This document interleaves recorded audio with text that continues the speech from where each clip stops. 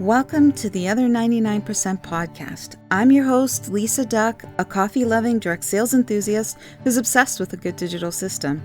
Come join me for a realistic look into the world of direct sales. We'll explore inspiring perspectives, learn about unique business tips, and celebrate success stories that often go untold. Because on the other 99%, every seller matters. Hey everyone, it is me, Lisa, and welcome back to another episode of the Other 99%. Today, I wanted to talk to you about something that I'm sure that we've all have faced in our journey through our direct sales business, and that's comparison. And I know that sometimes comparison can lead to many negative things, but I want to try and talk to you today and give you some tips on how to like navigate around that comparison game and not letting it lead you down that dark rabbit hole, instead letting it use it to lift you up and help you go on to your next goal.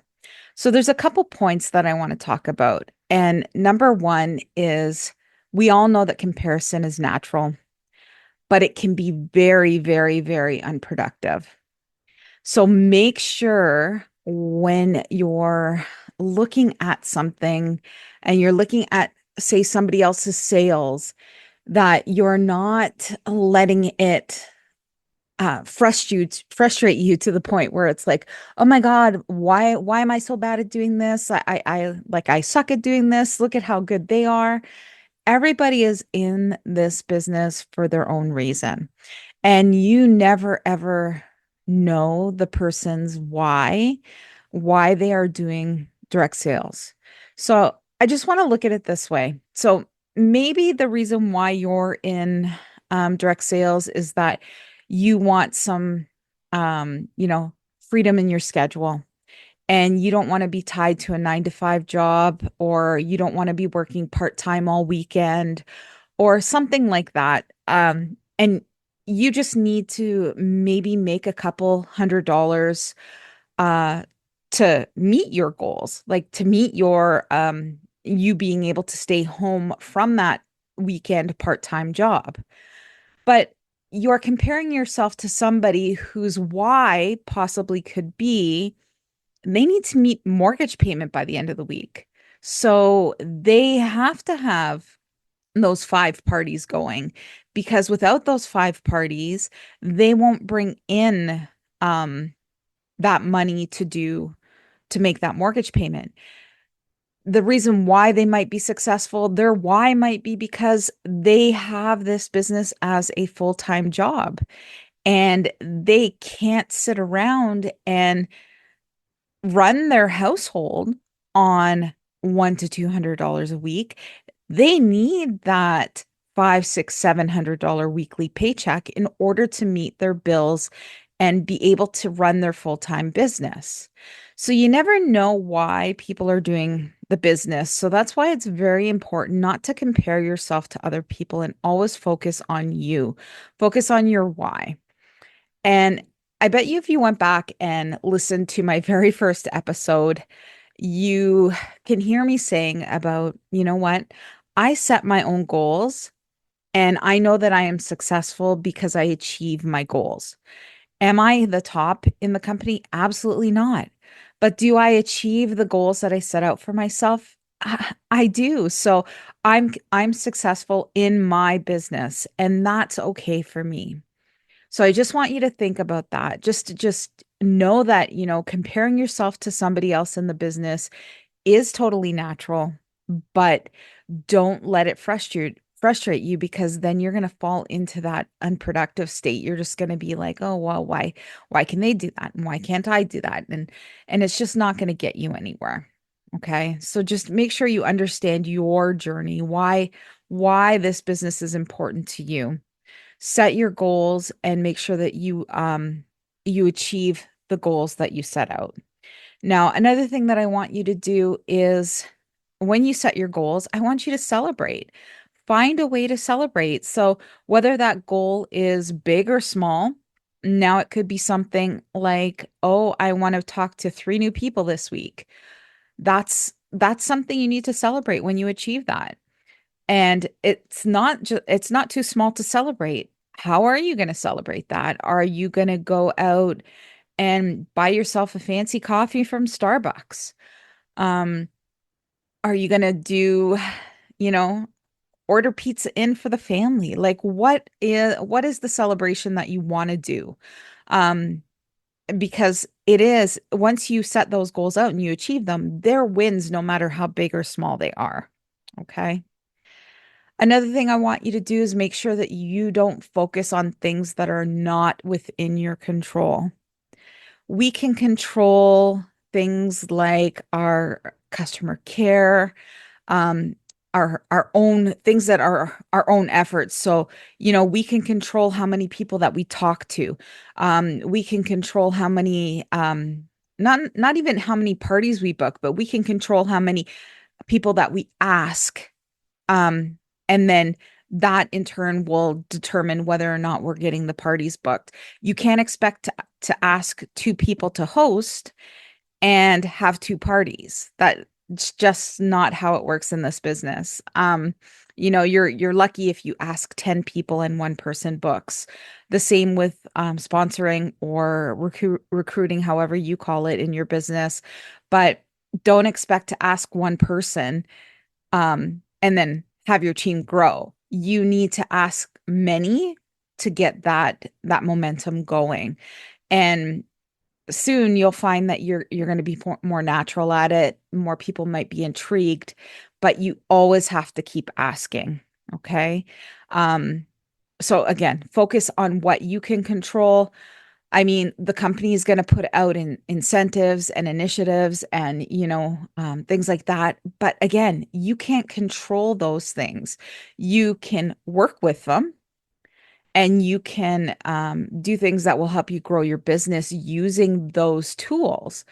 But you have to work on things that you can control. And the number one thing that I want to say is that the number one thing, actually, I should say that you can control is your consistency in this business.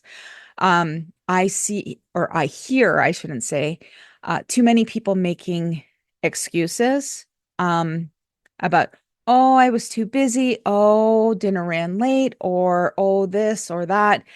And yes, I get it. We all have life.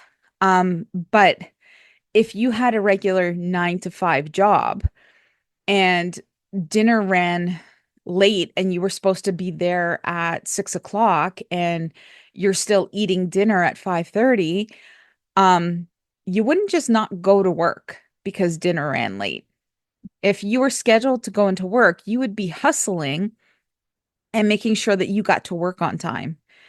And if you didn't, what are the consequences? The consequences are going to be you probably won't have that job for very long. So make sure that you treat your business like a job if you want it to grow. So create that consistency, schedule your business hours in your calendar. And yes, they're going to be flexible. So, if you can't make it at 6:30, well, maybe slide it down to 6:45 because that gets you time to finish um dinner and slide the dishes to the side and get back to them later, but get to work. You scheduled that time. Make sure that you get to work. That's just one thing. It's like not the number one thing is consistency. And the funny thing is, I have a bad habit of scrolling reels. I absolutely love watching reels. And I was scrolling through and I came across this reel about a turtle and a rabbit or a hare. And they were they were in a race side by side. They each had their own lane. The turtle was marked consistency and the rabbit was marked motivation. Now, they put them down and the rabbit took off and he was like eating up all the little clover on the ground. And then, he was motivated to get to the next piece of clover. Well, once he got to the next piece of clover, he stopped and he ate it. And then maybe he went to the next piece and he ate it. But the turtle, they put him down and his consistency, he was just going straight for that finish line. Ironically, the turtle wins. because consistency won. Consistency paid off because he wasn't motivated to get to the next little carrot, let's say. So consistency is a very, very, very big thing in working your business. And the consistency is going to allow you to not dwell so much on the comparison because you're going to be consistently doing your own business and you're going to be too busy to worry about what the other person is doing. So just work your business with consistency and you'll see success. Okay. One thing I do want to mention is that I get so frustrated because let's say social media is such a fake picture of reality. And I'm just going to put it out there. Like, trust me, guys, people don't look like they really look. There's filters being used. You see all these posts about people earning all of this money, and you don't see what work is done behind the scenes. You don't see all those sleepless nights. You don't see the hustle that they go through to get those paychecks. And then, you see people being recognized for some great things, and then you go and come on, you've done it. Go and look at their social media and you go, okay, well, I could just do this, this, and this, and I could get their success. So you're comparing what they're doing on social media to be the determination, like what determines their success in the business. But the number one thing that you don't see through social media is what's happening behind the scenes. I always refer back to this one question, and I probably mentioned it before in one of the podcast episodes. But I was asked one day, somebody was talking about doing an in-person cooking class or an in-person party, and how this person earned, $200 commission or whatever it was, um, during the time that they were there. And I'm like, well, how long were they there? And they said it was probably between 2 and 3 hours by the time they left their home and got back to their home. And I piped up and I said, okay, but if I had 2 or 3 hours on social media, I could make that same kind of money. And I was asked, what would you post to make this money? Because people think that it's all in the post and pray method on social media. And I sort of chuckled when I was asked that. And I sort of said, I'm like, well, I wouldn't post. I would reach out to people. I would have connections. I would make conversations. I would ask for the sale. I would do all the things that I would be doing in person, but I'm just using my fingers to talk, or, I'm having conversations through voice message instead of face to face. It's no different. I'm still talking to people. So I want you to make sure that when you're looking at people's social media, don't think that what they're doing really is what's driving their success. Um, you don't know how many people that they've already have in their following. You don't know how many customers that they already have who reorder from them on a monthly basis. You don't know all of these stats. All you see is what you see on social. So just make sure that when you're looking at that, don't let it get you down.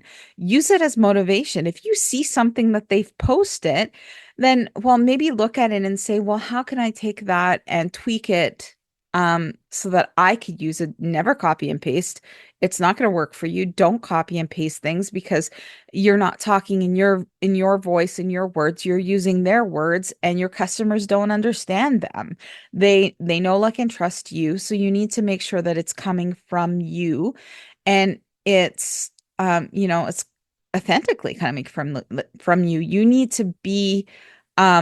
You need to show up as you on social media in order for your customers to follow you and buy from you and stick around and introduce you to more people and bring people into your groups, all this stuff. But I just want to make sure that guys, comparison like I said at the beginning, it is a natural thing.